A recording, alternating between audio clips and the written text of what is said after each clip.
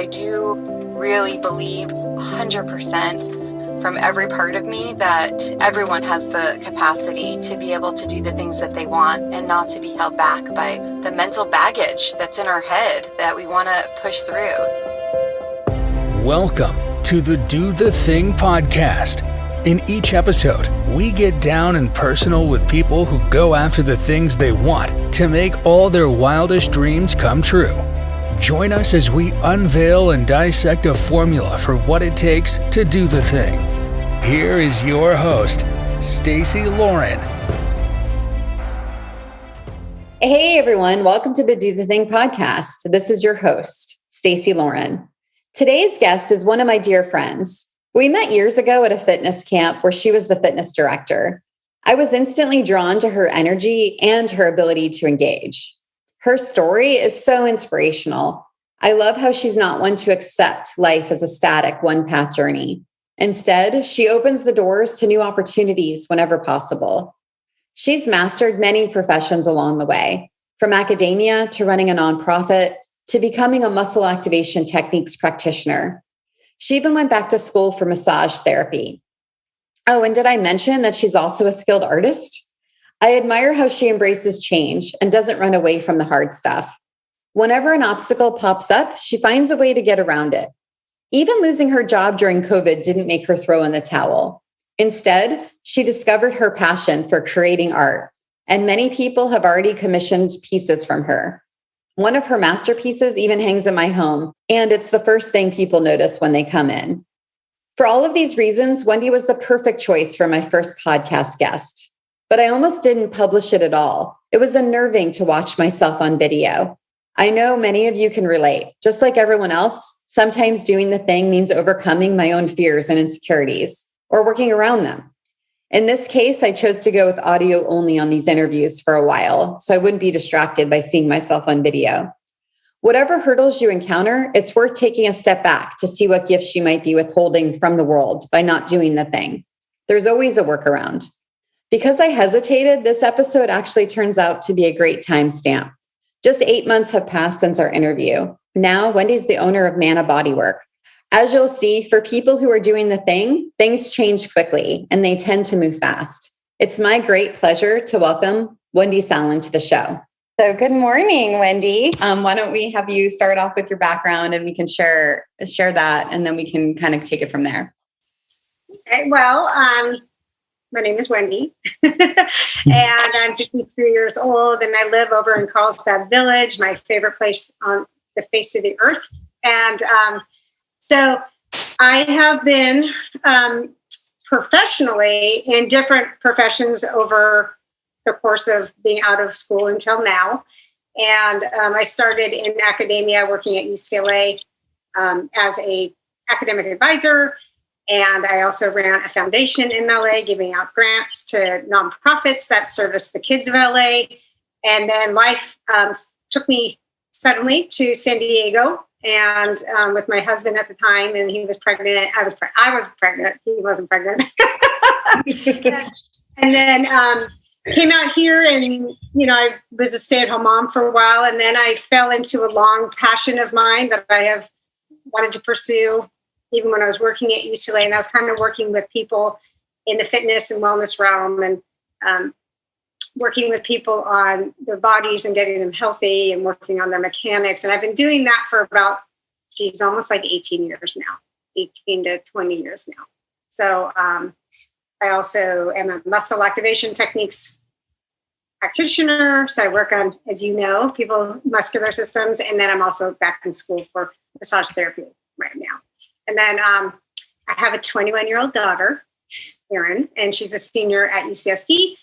And she's studying bioengineering, and she has a wonderful boyfriend named Jake, and he is graduating this year too, and he's studying aerospace engineering. So they're total slackers, those two. And super proud of them both. And yeah, but kind of my life, and I have a good life out here. I love running on the beach and just have great neighbors and great friends, and just kind of enjoying life. Pretty simple. Yeah. That's great. Yeah. And I know we met originally from, it was the first thing I ever did for myself since I had kids. We met at the fitness camp, and I think you were the director of the trainers. The fitness director. Fitness director. Okay. Yeah. And I just remember how you just like were so amazing with like everybody and so engaged, and you made me feel really special. And then we kind of ran into each other again at another. So weird, right? Yeah. At like a different fitness camp. And then that one, I think you were in a different role there. Yeah. I was more operations and programming. Yeah. Mm-hmm. And then that's when we sort of were like, well, let's be friends. And so anyway, so it's been great. And you're actually one of the inspirations of the book, because as we were hiking and walking and doing different things, I just really was inspired by so many things that you did. And it's been just exciting to be a part of your journey, both personally and professionally, and getting to see everything that you've been doing, even when, things get knocked at you and then coming back up. So I thought we could talk a little bit about that, if that's okay. Yeah. That's okay. Great. Yeah. It's been a curvy, windy road, right? But I think most people live curvy and windy roads. So what do you think's been kind of the biggest thing that stands out for you? Well, I kind of feel, I feel like when we're young and we're becoming adults and we're trying to define our lives, and we're supposed to define our lives, and what are we going to do with ourselves, and what's the trajectory that we're on. I feel like I thought it was a linear path.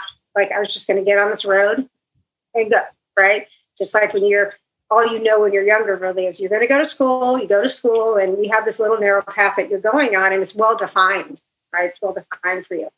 And then you're thrown out into the world. And I feel like when I first started out, I was just like, okay, I'm going to pick my path and go.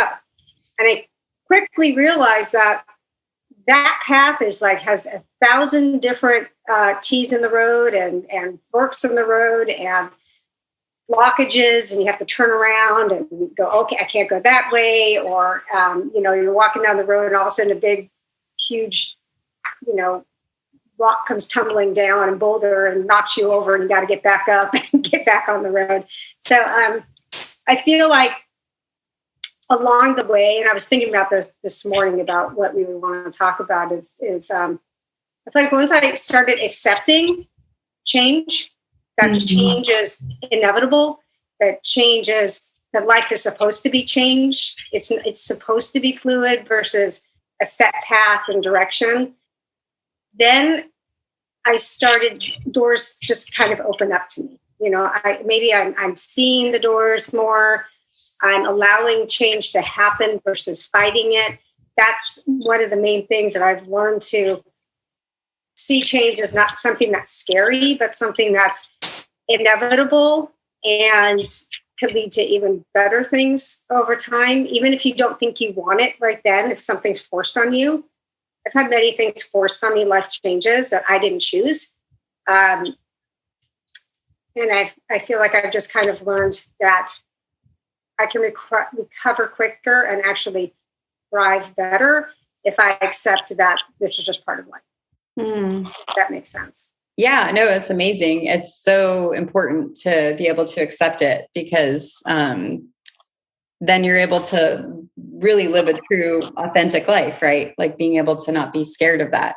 What do you think's helped you the most to be able to kind of get into that space? There's a lot of fear involved in change or not knowing. And I feel like, and that's usually what puts roadblocks in front of me, at least. I would think a lot of the population is kind of bound by fear. Fear directs them a lot in life, unfortunately. And me, myself, I've had to work through that. But at one point, I remember realizing strongly that when I realized that I was more fearful of my status quo than I was of the unknown of the future, that's when I started accepting change versus fighting change. if that makes sense. And it's a battle every day. I mean, you get comfortable in a certain thing and you think you got it down and you got it rolling, but it's never a given that something's going to stick. And hopefully it sticks for a while and hopefully it's phenomenal, right? Yeah. Try to change the things that aren't good as fast as you can. But I think it's just part of this idea of embracing evolution and not being so afraid of what the unknown is, because sometimes your status quo is worse than what could be out there for you. Yeah, I love that you verbalized it. I have a thing, and I don't think we ever even talked about it, but it's actually literally like a thing from my past where same old, same old. If I hear that, it's like a trigger where I'm like, oh my God, I have to do something because I can't live in that. So, I don't want to be same old, like kind of thing when you're asking someone, how you doing? And they're like, oh, same old, that's kind of same. I think that's your status quo, but it's funny. I have the same kind of a thought process with that where I'm like, no. Well, I think that people believe that and rightly so, and everybody has their own perception of life. I think a lot of people feel like there is a finish line. When I get to here and I'm doing X, Y, Z, then I'm good. Mm-hmm. I've gotten there, right? I don't feel that that's how life is supposed to be played, at least not for me. I struggle with that because sometimes I want to be in that space. Then I don't want to be same old either. I feel like there's always something to evolve yourself, right? Definitely. Doing all the time. Well, I think the interesting thing is, so when one of the things that inspired me, there's so many things that have inspired me about you, obviously, but like one of the things that I got to see kind of firsthand evolve was when you lost your job at the one fitness place and for COVID, right? They laid people off because no one could work out anymore. So obviously that makes sense why that would happen. And then you then discovered you were an artist. And it's funny, you didn't mention that in your intro. I just find that fascinating. But to me, it's I guess I'm still learning to embrace that. Yeah. Because I happened upon it. It's not that I necessarily, purposefully went after it as a goal. So yeah, that's really interesting. I'm still, I tend to say I make art. So that's a challenge for myself. I've gotten the change thing in, but the titles is something different in me. So yeah, that was an interesting revelation, right? And I started it. I did the camp closed, obviously, and I did have a few private clients as well, and they weren't meeting and working out. And it gave me time. I think COVID and the shutdowns had two different reactions in people. Like some people, they went into a shutdown and woe is me mode, and the world is horrible mode. And rightly so, there was a lot going on at the time. For me, it gave me a chance to rediscover a new part of me, or discover a new part of me, and to also kind of reassess my trajectory in life. What was I doing at the fitness camp? Why was I working there? It helped me kind of, is it something that I wanted? Same old. It was okay. It was great. The people were wonderful. Amazing fitness camp. But my role there was not one of growth anyways. And so the pandemic and the shutdown gave me time to just sit in doing nothing, to try to figure out what I'm capable of doing and what do I want to go back into something that was secure but wasn't right for me. And then in the meantime, I was bored. I have a creative edge to me. I always have. I've always been crafty, let's say, and over the years, and I just, as an adult, haven't had time to really explore it. And it gave me time to just goof around, Mm-hmm.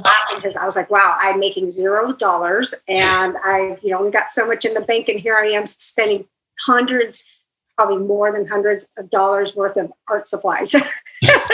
What am I doing? And I started it actually because my daughter and her son were playing around with painting, and they came over and we just started doing it, and I just took off from there. And I started looking at different mediums, and I really fell in love with resin. And so I've made some resin pieces, and I just put it out there in social media. Like, hey, check this out. Look what I'm making. Like, just, hey guys, check it out. Look what I'm doing with my time.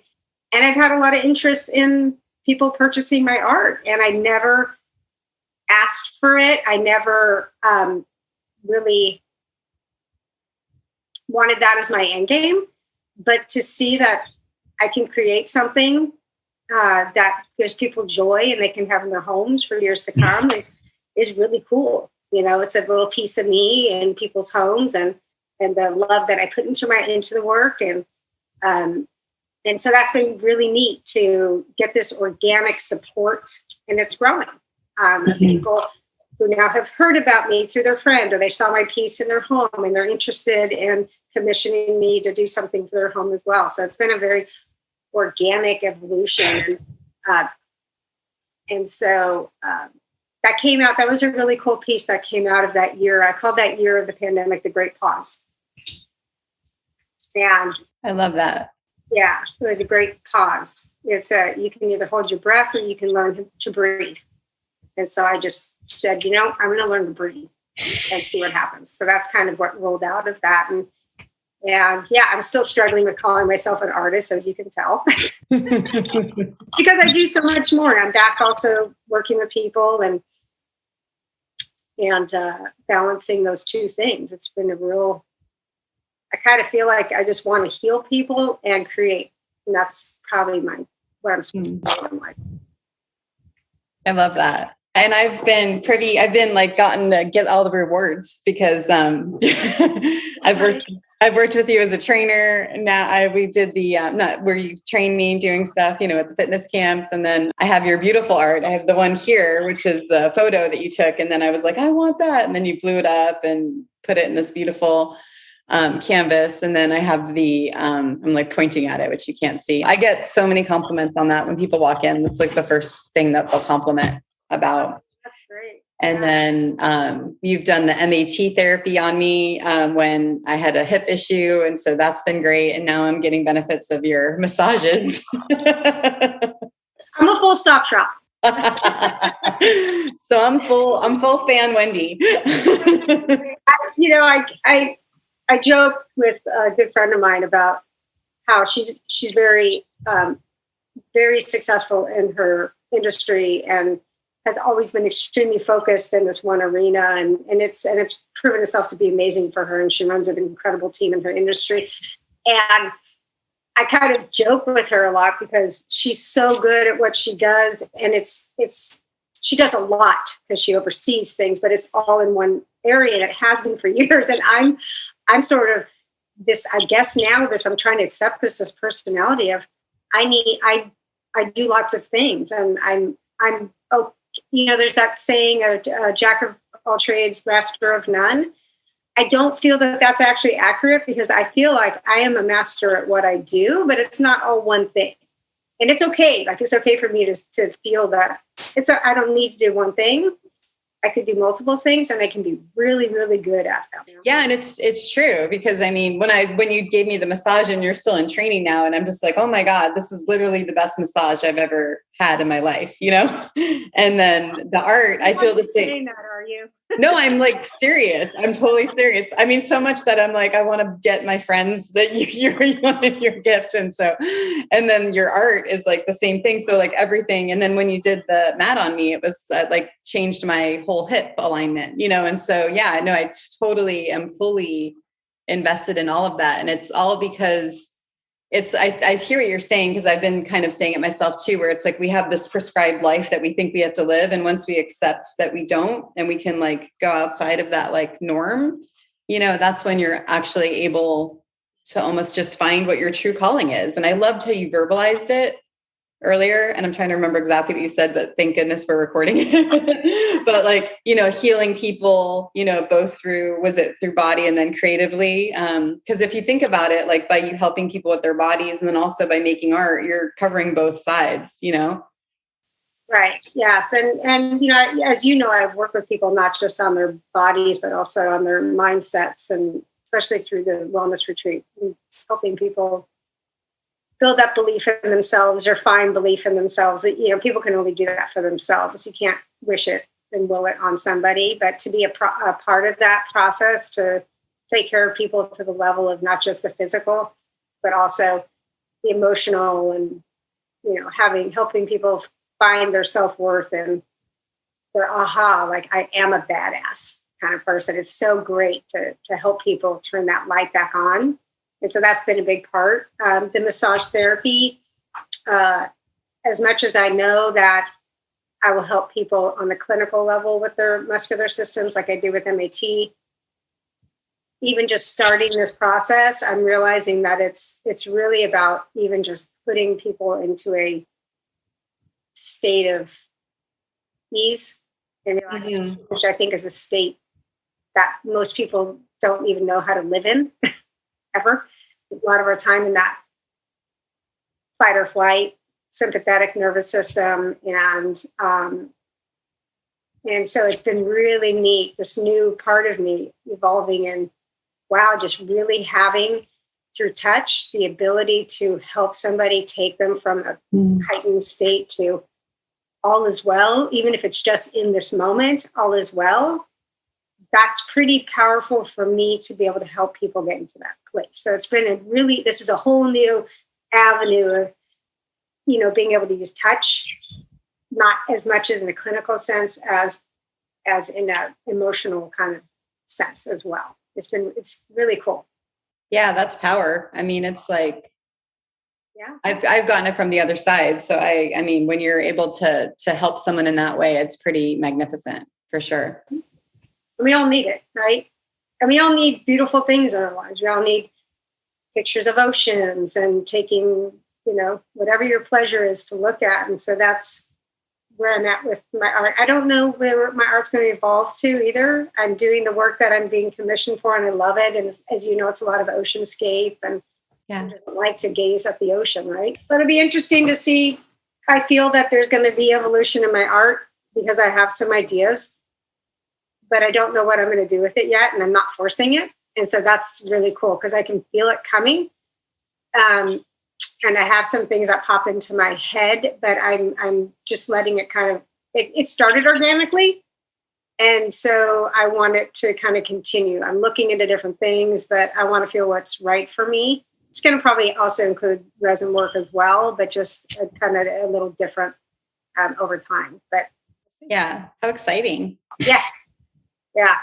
But it's been an interesting go.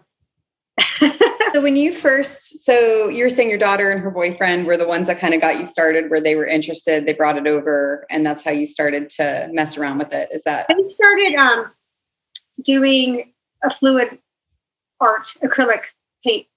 And Jake, my daughter's boyfriend, and Aaron were just doing it for fun. And so I was like, oh, I want to learn how to do that. Bring the paints over. It's like, okay. So they came over and I learned how to do it. And it was really interesting because I just got so into it. And I just got this thing. I've always I feel like I zen out, and time doesn't matter.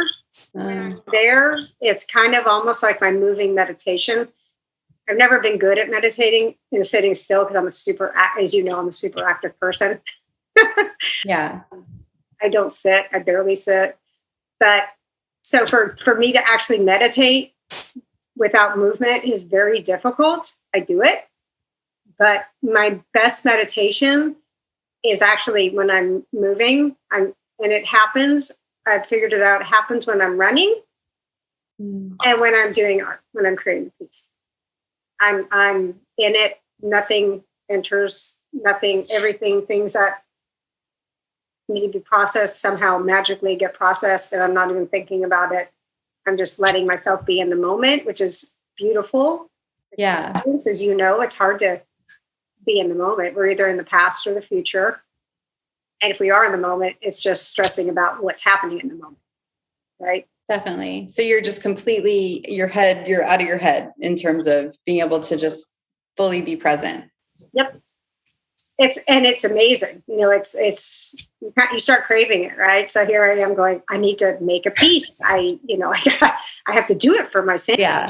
That puts me in my place and space. Well, yeah, what I'm thinking is just, it's fascinating because it's so much different than anything else you can do also, like where if meditation and all of that is still great, but how amazing is it that you could do it through art? Because then at the end of it, not only were you able to be so present and so in this moment, but then at the end you have this like amazing piece that you're able to look at, as you're almost like your gift. Yeah. And it's really neat because it's going to sound super corny, but when I give or deliver the piece to the person who has commissioned it, I literally am like, I put all my love into this thing. Like my full focus, and it's important to me that when I gift it to somebody or when somebody purchases a piece of mine, that it's just been interesting that, wow, I've really poured everything, all my attention into this. It's not something I'm doing because I need to make it. It's actually, I get swept away in it, which is great. That's beautiful. Right? I'm like ready to do art now. Let's go. Let's do the thing. Yeah. It's interesting because I feel like so many people are we limit ourselves, and it might be a fleeting thought like, oh, I wonder if maybe I should try to learn how to do ceramics or whatever. And we all go, oh, we can't do that. I'm not that kind of person. I can't learn to do this. And I'm kind of like this, like, yes, man. I don't know if you ever saw that movie. I did. Yes. Yeah. Just so goofy, and he has to say yes to everything. Yeah. It's almost this thing that I've embraced, especially over things that have happened in my life prior to the pandemic, but also during the pandemic, I was just kind of like, I'm just going to be a yes man. Just see what opens up. And it's been a wild ride for me. I love it because it's true, right? Because you just don't know until like you just can expand into another level, and then you get to see what comes out from there. Yeah, and I almost feel like all these opportunities are always there. There's all these like invisible doors that are just kind of in our path, but it's what we focus on. That's the one we see, if that makes sense. It does. Yeah. If you're open to seeing doors, they present themselves. That's how. Yeah. So I feel like it's not like you're seeking. Yes, you are seeking, and you have somewhat of a plan and hopes and dreams, but it's when you open your eyes to just possibility in general, and you see a door open. It may not be the door you thought it was going to go. You're supposed to go through, but it's opened itself to you, and that's kind of that process of accepting change and looking at different possibilities and not trying to define myself by a very small definition of myself. So when the door's opened and then there's like someone in the door that's like pushing you aside or when that obstacle comes, is there something that you've noticed that you've been able to do to get through the door still, or to? Well, it depends. I mean, it depends on the obstacle. There are some things that I feel you're not supposed to go to. And some of those doors could be just, if you're really walking through a door and there's a definitive no, that might be that I'm just trying to unknowingly, my subconscious is trying to, repeat a bad pattern in my life that maybe wasn't so beneficial to me. Right? Yeah. You still have those habits of what you feel comfortable in. So as we're trying to evolve, there's still that piece of you that wants to keep you in your safe house, right? But your safe house in your comfort zone is not always the best place in general to be, right? So, however, there are some doors, and if there's obstacles, but I still want to pursue it, I try not to fight the obstacles versus just kind of get around the obstacle, if that makes sense. Maybe it's something that I still want to pursue, but I'm supposed to be looking at it from a different angle and going around that. I feel like even when you're presented with obstacles, at least for me, and that, if I'd say this right, is you can still learn from that no, like that experience that wasn't right, or the experience that you're butting your head up against the wall. There's still a reason why you saw that door and you went to it. And whether it's to move forward or to move away, right? Mm-hmm. I feel like everything that we bump into, including obstacles, is really just a learning experience. Every failure is a learning experience. It's not failure. It's just something that still like bounces you off to evolve you in another direction that maybe you're supposed to be versus that thing that you thought you were supposed to be doing. Definitely. Yeah. It's because sometimes that new thing that you get to is even better than the thing you initially thought you were going to. Right. And that happens, a lot. Emotionally, yeah. Personally. Okay. So I'm really putting you on the spot with this question, but, so answer if you can think of it, but I'm trying to see, is there a formula for you when you're doing the thing, whatever it is that you're doing, whether it's like, I'm going to try art, I'm going to like go into math. I can never say it right. You know that about me. MT therapy. I'm like, muscle activation therapy. Until you did it on me, I didn't understand what it was. And I'm like, oh, that's what this is. Pretty much the case across the board. And now massage and everything that you've done, like, is there something that you've noticed as like a pattern for you to be, or formula, whichever one, secret sauce for like you kind of being able to do that thing, whatever it is? I've learned that if I think about something for too long and hyperanalyze something, nothing's ever going to get done for me. I'm going by a lot of my intuition and my gut instinct on things. I'm still on the path of, even in the artistry, I'm still on my path of wanting to better people's lives, to make them feel, living the best version of themselves, which is one of my personal quests in life, whether that be through physical, emotional, mental. That's just it's my jam. Mm-hmm. So I use a lot of my own intuition, and not so much there's not like the daily actions of running your own business and the things that you have to do. And it's that I almost started just recently saying, don't think, just do. Because at some point you just got to do, and you don't know what the result's going to be. So I've really taken this hyper analyzing out of my life and just letting myself ride a wave, and with my gut instinct, with the thought process behind it, in the sense of why do I want to do this? So, but I'm letting my passion drive my action as well. Wow, it's amazing. But I try just not to. I understand having business and doing strategic planning and marketing and all that, and for my wellness and my fitness and my art, right, as it grows. But I'm just kind of letting a bigger, higher force drive it versus me thinking that I can actually do it on my own. Mm-hmm. Right. So I just kind of release myself to that, surfing that wave, I guess. And then with Don't Think, Just Do, when you have that, and I love that, by the way, do you ever have a risk assessment going on in your head, or is there anything that's like, okay, since it's this, I'm doing, but with this, I need to do X, Y, Z. Is there anything that ever kind of like deters that? Well, I think that's natural. I'm looking at, I'm being realistic of where do I put my energy, right? I don't think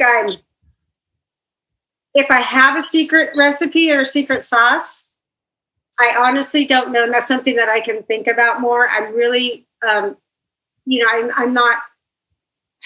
don't have a strategy of sitting down and looking at the risk assessments. And, I am going more into how I intuitively am seeing what doors open to me and how it feels. And is it in line with my greater passion? If it's not, And I'm like, well, why would I want to do that? I've had some opportunities that have come up and haven't arisen and that I could go down and they could lead to a safer life in terms of professional, that type of thing. And it just doesn't feel right. And so I'm kind of like, you know what, let me just keep going this flow, because there's a reason why doors keep opening for me. That tells me that I'm on the right path. It may not be the right path for the rest of my life, as we know. It's the right path now. So it sounds like your risk assessment is your intuition. Pretty much. I love it. But I feel like we have all the power and knowledge in us. It's you can look at the external and do a risk assessment and see, well, if this is the status of this and this and this, but who knows, that could change in a millisecond too. Anything that doesn't change is change. So it's kind of like you could do as much assessment and analyzing as you want, but who knows what's going to happen either. That's the kind of thing I just kind of started accepting. When I started accepting that, I'm just having faith also, faith that things are going to come to me. And I'm kind of having fun not defining myself that much. It's kind of cool. It gives you so much freedom to almost not define yourself as one thing. For me, kind of a cool game I've been playing with myself. It's scary because we're supposed to know who we are. We're supposed to know what we do. I mean, especially as adults, we define ourselves through one of the second things you say besides your name is what your job is, right? Do this, I am this. And it's kind of neat for me I'm an artist one day and I'm a kick-ass trainer another day, or I'm both in one day. And I'm totally invested in both of them when I'm doing them. And that's kind of been cool to just for me to know that I can have that spice in my life of diversity. Mm-hmm. I think it's great when people are focused and they have that one thing. Don't get me wrong. I think it's amazing. That has not been my path in the recent years, and I'm okay with it. That's the acceptance piece. Definitely. Well, you are an inspiration to me. So I appreciate you and everything that you bring to my life. And now all the people watching, listening, will also get to hear your wisdom. So I appreciate you doing this. I don't know. Yeah, it's my experience. Maybe you can call it wisdom or not, but I think it's more about our just cumulative experience in life and what comes from it. And you've been so inspirational to me too. When I think of you, I think of like just the word inspire comes to mind. It's inspire. And just your own evolution and looking at changes in your life and embracing all these cool new ideas that you're like not scared to dive into. And why not learn about this? Why not learn about that? Why not check that out? And so that's been very inspiring to me as well. So I think that's why we're good friends as well. Yay. That's so awesome. Well, thank you so much for being here. You need to do this, and I can't wait to see what comes from it. Do something great, Will. And thanks for doing the thing. Thanks. You have a great day. Okay, you too. Bye. Bye. Thanks for listening to the Do the Thing podcast. We hope you enjoyed the show, but even more, we hope you'll be inspired to do the thing. Do you have a burning question on doing the thing that you'd like answered? How about an inspiring do the thing story of your own that you'd like to share? We'd love to hear all about it. Just leave us a voice message at dothething.callcast.co or email us at hello@dothethingpodcast.com.